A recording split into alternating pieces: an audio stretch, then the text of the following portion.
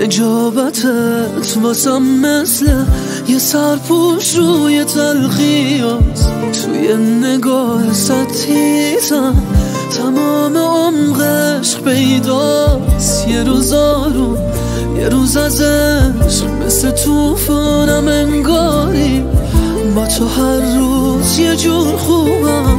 چقدر خلاقیت داری توی دنیای حد و مرز، بدون مرز دوست دارم، بدون با افتخار یه عمر واسه عمرم و میذارم. چشاتو تا که میبینم چشم بی وقفه میخندم.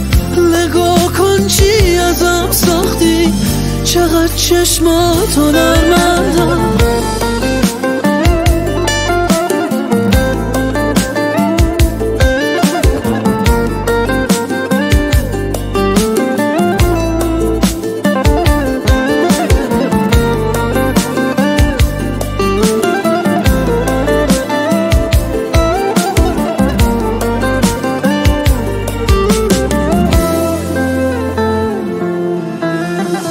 با خنده هات بهار میشه، چی پشت خندات داری که حتی روی فصلا هم داری تأثیر میذاری.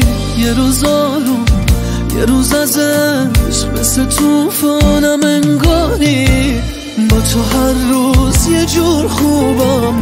چقدر خلاقیت داری توی دنیای حد و مرز، بدون مرز دوست دارم، بدون با افتخار یه عمر واسه عمرم و میذارم. چشاتو تا که میبینم چشم بی وقفه میخندن.